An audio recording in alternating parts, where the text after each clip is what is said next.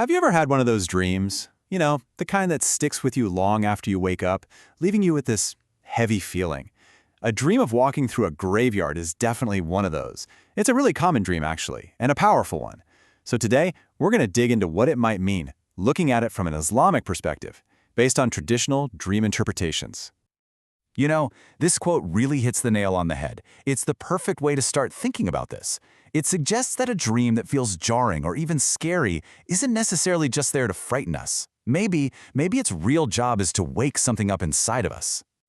And look, I get it. It is an unsettling dream, no doubt about it.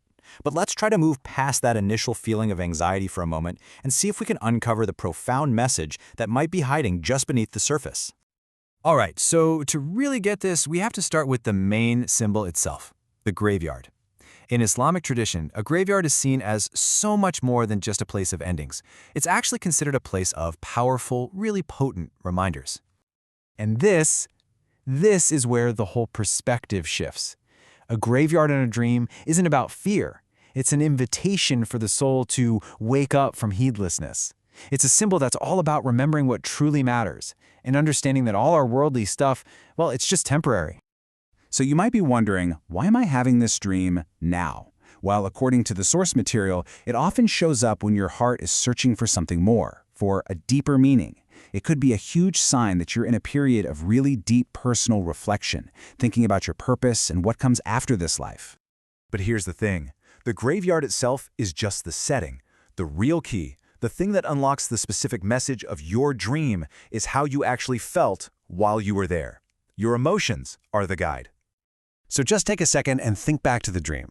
As you were walking among the tombstones, what was the main feeling? Was it that pit in your stomach kind of fear and anxiety? Or was it, surprisingly, a feeling of calm, maybe even peace? Because the answer to that one question changes everything. And this is where the path splits in two. If you felt fear, the dream could be a mirror, reflecting some inner anxiety or maybe even guilt. It could be a gentle nudge, a reminder to reconnect with your faith and think about your actions. But what if you felt peace? Well, that's a whole different story. That can be an incredibly positive sign of spiritual growth, of wisdom, humility, and feeling a strong, close connection to God. See? The exact same dream, but two totally different messages. Now, it doesn't just stop at peace or fear. This dream can have other layers of meaning, too. It can act as both a kind of warning, but also as a really hopeful sign, all depending on the details and your life's context. For instance, sometimes the dream might just be tapping into a feeling of isolation or loneliness you're experiencing. Or it could be a warning about the people you're spending time with, maybe being around those who are, you could say, spiritually asleep.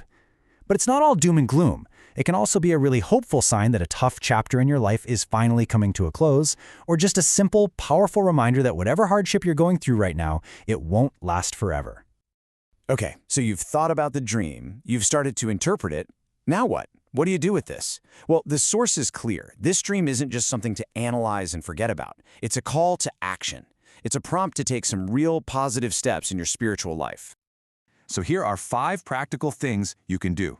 First, increase your remembrance of death, not in a morbid way, but in a way that helps you stay humble.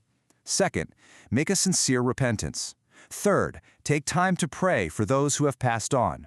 Fourth, if you're in a position to, give some charity. And finally, number 5, really work on strengthening your connection with the Quran. Every single one of these actions is designed to help soften the heart and bring your focus back to what's important. And that really brings us full circle, doesn't it?